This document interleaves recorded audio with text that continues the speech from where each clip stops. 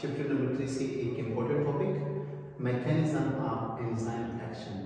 Dear students, इस topic में detail से पढ़ेंगे कि एंजाइम का मोड ऑफ एक्शन किस तरह होता है और इसके साथ साथ एंजाइम के दो अहम मॉडल या अहम हाइपोथेसिस, जिसमें से एक का नाम लॉक एंड की मॉडल और सेकंड का नाम है इंड्यूसमेंट मॉडल। तो dear students, as we know कि अगर हम एक एंजाइम के मॉलिक्यूल को देखें तो एंजाइम के मॉलिक्यूल के ऊपर, ये एंजाइम आप लोगों को पता है कि enzyme basically protein in nature होते हैं, सिवाय राइबोसोम के। बार बार मैं बता रहा हूँ इन नेचर इनका प्रोटीन होता है ऑफ कोर्स, लेकिन इस एंजाइम के ऊपर एक स्मॉल पोर्शन होती है, small portion in an enzyme we called in an enzyme, जहाँ पे एक रिएक्शन को कैटालाइज किया जाता है, we call the catalytic site. इन एंजाइम के ऊपर एक खास स्पेसिफिक जगह होती है जहाँ पे रिएक्शन की कैटालाइजेशन होती है, उसका नाम रखा गया कैटालिटिक साइट। और बाकी जो पोर्शन रहता है we call them the allosteric site, जैसे कि मैं चैप्टर के स्टार्ट में बता चुका हूँ।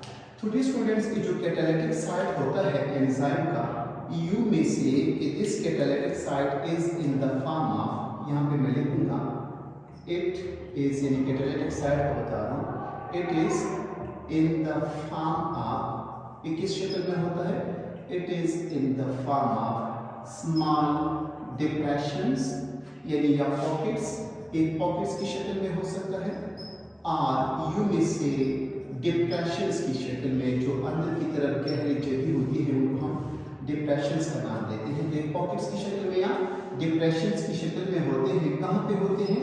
On surface of enzyme, on surface of an enzyme. एक एंजाइम के सरफेस के ऊपर एक खास स्पेसिफिक गहरे या पॉकेट लाइक स्ट्रक्चर होती है।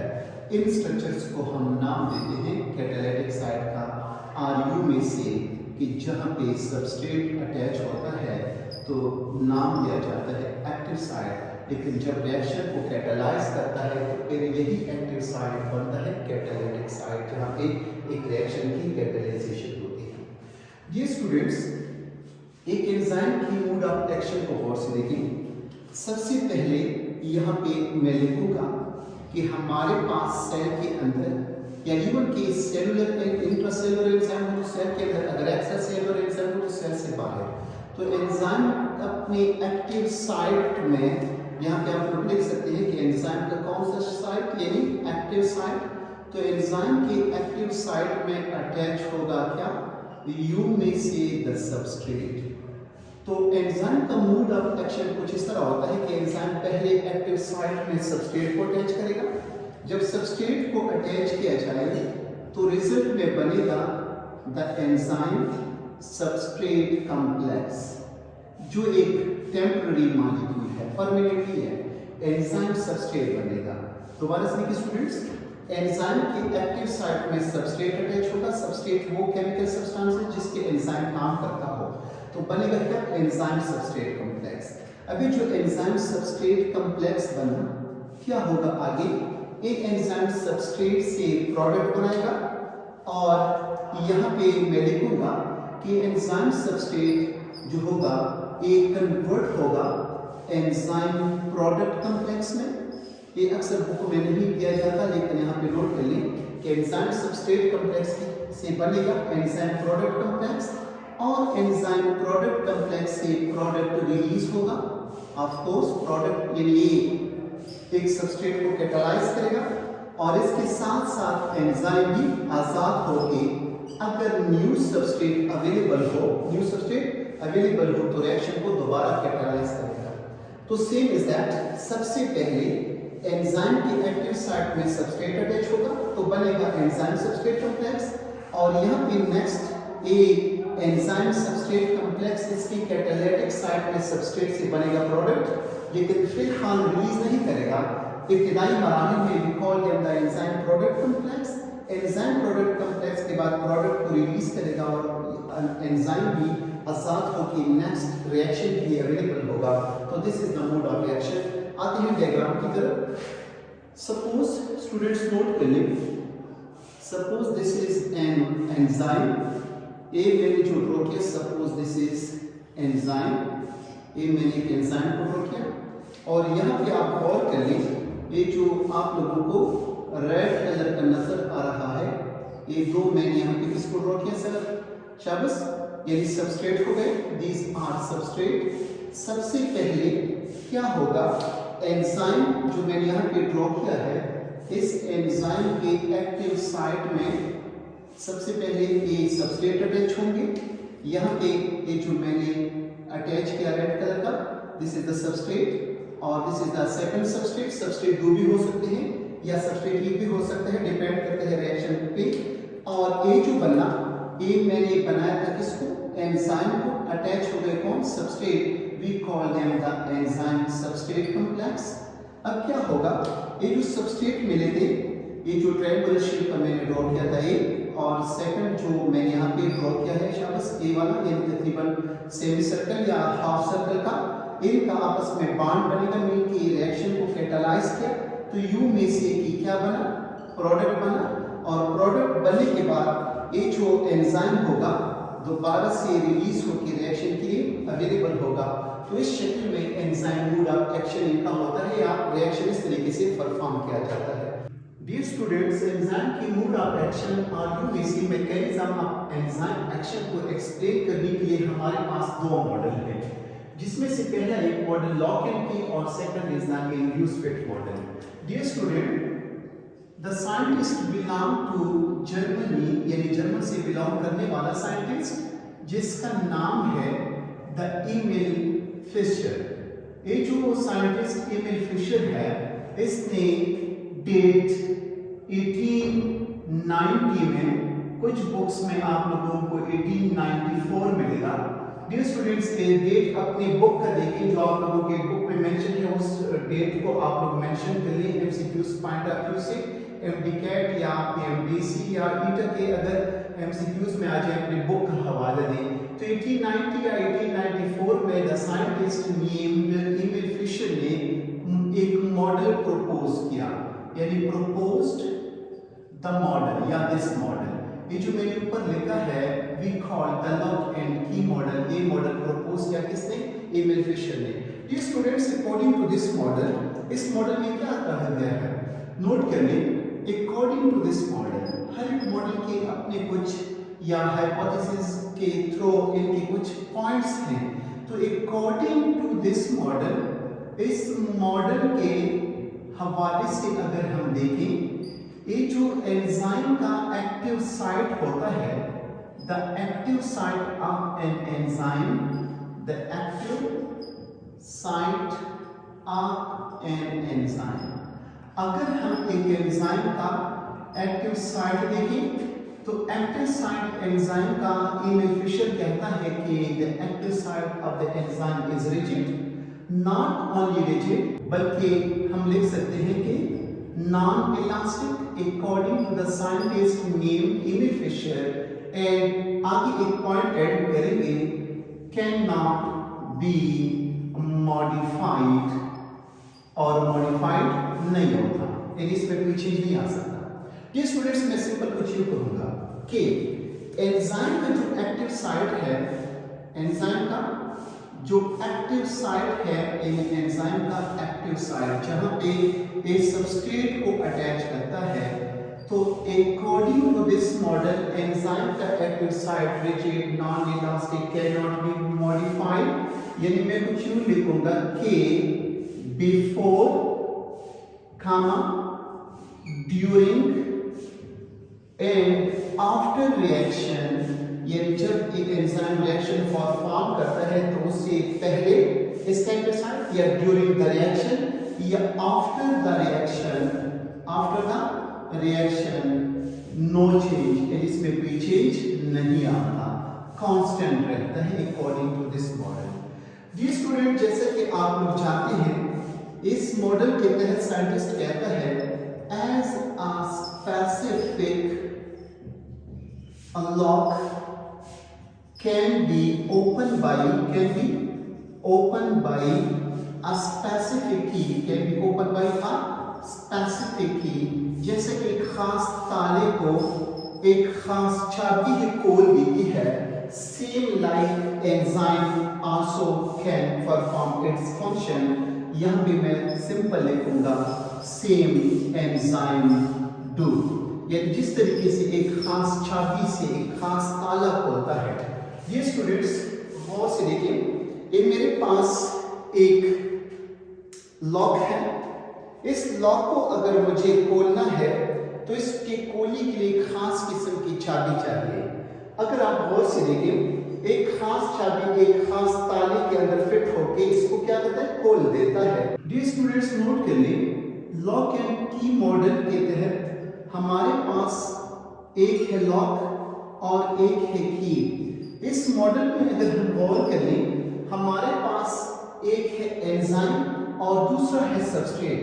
कहा जाता है कि इस मॉडल के मुताबिक ये जो एंजाइम है वी कैन से कि ये लॉक का किरदार अदा करता है और कि इसकी सबस्ट्रेट होती है। जैसे कि आप लोग जानते हैं कि एक खास किस्म के ताले को एक खास किस्म की चाबी ही खोल देती है। ये स्टूडेंट्स दोबारा से देखें, suppose this is the lock, ये जो आप लोग देख रहे हैं ये हमारे पास एक लॉक है और एक की है। अब इस लॉक में आप लोग देख रहे हैं कि दिस लॉक एंजाइम इस स्पेसिफिक जगह जहां पे हम चाबी को फिक्स या फिट कर लेते हैं, this is the active side.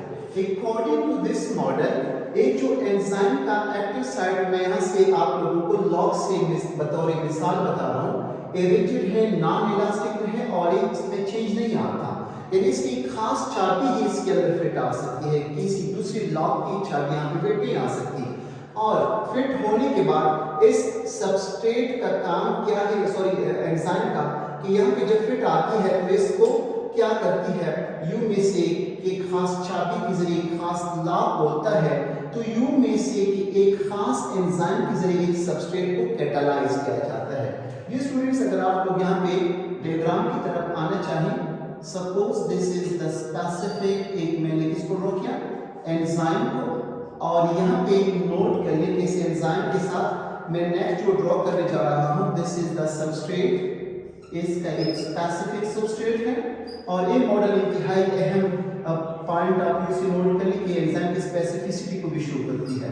जैसे कि आप लोगों ने इससे पहले के टॉपिक में देखा कि सबसे पहले एंजाइम अपनी एक्टिव साइट में क्या करती है, इस सबस्ट्रेट को फिट करेगी, this is the active site, और ये जो ब्लैक कलर का मैं बना रहा हूँ, दिस इज द सबस्ट्रेट, और जो बना we call them the enzyme substrate complex. अब इस सबस्ट्रेट का क्या बनेगा शाबाश, वी में से इसके, ये डिपेंड करता है इसका प्रोडक्ट बनेगा कि प्रोडक्ट जो भी हो डिपेंड करते हैं एंजाइम के एक्शन पे और टाइप ऑफ सबस्ट्रेट पे, और एंजाइम रिलीज होने के बाद में दोबारा अवेलेबल होगा नेक्स्ट रिएक्शन के लिए। तो this we call the lock and key hypothesis proposed by the Emil Fisher. Dear student, next to this, एक next model induced fit model.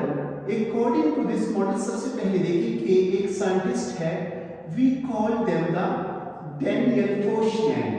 This model was proposed by the Daniel Koshland. Date है in 1958. कुछ books में आप लोगों को 1959 का भी मिलेगा। और ये जो मॉडल का, मैं बता रहा हूँ इंड्यूस फिट मॉडल का, तो इंड्यूस फिट मॉडल इंतहाई एक एक्सेप्टेबल मॉडल है एज कंपेयर टू दिस।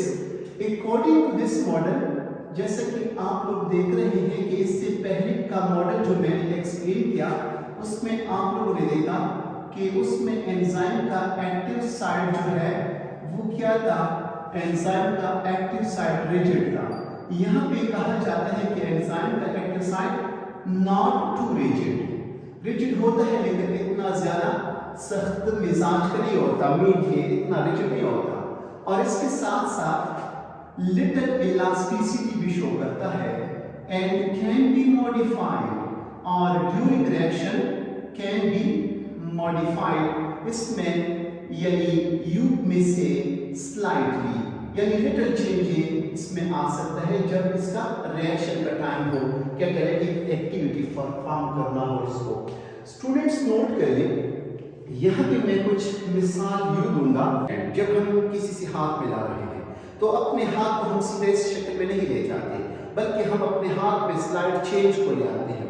तो यहाँ पे मैं अपने हाथ में स्लाइड चेंज ले आऊँगा, तो साइड पे सबस्ट्रेट सेकंड हैंड जो आएगा किसी दूसरे मेरे फ्रेंड का, तो वहाँ पे जब मैं शेकिंग करूँगा तो during shaking hand I bring the slide change in my hand. Same is the induced fit model में एंजाइम भी अपने साइट में, एक्टिव साइट में लिटिल चेंज ले आके एक सबस्ट्रेट को कैटालाइज कर लेता है। तो डियर स्टूडेंट्स, यहाँ पे इंतहाई अहम पॉइंट हुए नोट करने के, अगर हम इस मॉडल का कहीं इंड्यूस्ड फिट मॉडल का, इसको हम नेक्स्ट नेम दे सकते हैं हैंड एंड ग्लव मॉडल। यानी ग्लव कहते हैं एक दस्ताने को जो हम हाथों में पहन लेते हैं, स्पेसिफिकली मेडिकल ग्लव्स, और एक है हमारा एनिहार। आप लोगों ने देखा होगा कि हमारे पास suppose this is the hand, आप अपने हैंड के फिंगर्स को कंसीडर करें। Suppose this is the hand और एक हमारे हैंड की क्या निशान है, फिंगर्स हैं। अब इस हैंड को मुझे कहाँ पे ले जाना है, suppose this is the hand. अब इस हैंड को मैंने एक ग्लव में आगे ले जाना है। इस ग्लव में जो जगह होती है उसको आप लोग कंसीडर करें कि एक इनकी एंजाइम की क्या इशारत, एक्टिव साइट्स हैं, और जो मेरे हैंड के फिंगर्स हैं, इन फिंगर्स को आप लोग बतौर क्या लें, सबस्ट्रेट लें। स्टूडेंट्स देखिए गौर से, अगर आप लोग अपने हाथों में जब दस्ताने पहन लेते हैं, स्पेसिफिकली मेडिकल ग्लव्स, तो इजीली फिट आ सकते हैं, उसको हम जबरदस्ती फिट करते हैं। और उन ग्लव्स की जो स्पेसिफिक जगह होती है, यानी यहाँ पे मैंने बतौर मिसाल दिया एक्टिव साइड का, उसमें स्लाइड चेंज आ सकता है। और यहाँ पे अगर आप देखें, ये मॉडल नॉर्मल फिट नहीं होता, इंड्यूस फिट है, मीन लिटिल यहाँ पे जबरदस्ती करनी पड़ेगी। तो हाथ को जब हम ग्लव्स के अंदर ले जाते हैं तो लिटिल वहां पे ग्लव्स के एक्टिव साइड में स्लाइड चेंज आता है। तो इस स्लाइड चेंज के आने की वजह से हम इसको तशबीह देते हैं, यानी आप बतौर मिसाल पेश करते हैं कि डैनियल कोस्टेल ने जो कहा था कि एंजाइम का एक्टिव साइड इतना रिजिड नहीं होता, लिटिल इलास्टिसिटी शो करता है और स्लाइड मॉडिफिकेशन इसमें आ सकती है। एक काफी सख्त मिजाज किस्म का ये भी कहा जाता है कि एंजाइम यानी का मॉडल। अगर यहाँ पे हम कंपेयर करें तो एंजाइम में according to substrate slide change आ सकती है। लेकिन एक चीज है नोट कर लें, आप लोगों ने एक टॉपिक सुना होगा एंजाइम स्पेसिफिसिटी। एक ना कहीं कि इसमें अकॉर्डिंग टू हर एक सबस्ट्रेट चेंज आ सकता है। अगर हर एक सबस्ट्रेट के मुताबिक अपनी एक्टिव साइट को चेंज कर लेते तो फिर एक एंजाइम काफी होता सारे रिएक्शन को कैटालाइज करने के लिए। लेकिन ये स्टूडेंट इस तरह नहीं होता, स्लाइड एक चेंज आता है। यानी यू में से यहाँ पे नोट कर लें कि एंजाइम जो इस कंडीशन में बिफोर रिएक्शन होता है, तो यू में से कि ये एंजाइम इनएक्टिव शक्ल या सूरत में होता है, किस शक्ल में, इनएक्टिव फॉर्म में होता है। लेकिन जब ड्यूरिंग रिएक्शन होगा, ड्यूरिंग रिएक्शन जब रिएक्शन परफॉर्म करने लगेगा एंजाइम, तो क्या करेगा, अपनी एक्टिव साइड में specifically not in allosteric side slide change ले आएगा और कैटालाइज करेगा सबस्ट्रेट को, और सबस्ट्रेट से बनाएगा क्या, द प्रोडक्ट। तो this model was proposed by and the most acceptable model we call what the induced fit model or hand and glove model. Yeah, this was all about the mechanism of enzyme action and the two model, lock and key and the induced fit model. डेट आप लोग अपने book में देखिए, लेकिन the most acceptable is the 1959 और यहाँ पे आप लोगों को 1890 यानी अगर लेके तो बेहतर होगा।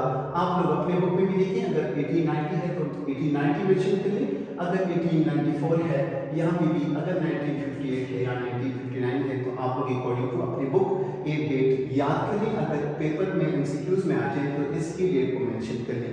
Thank you very much.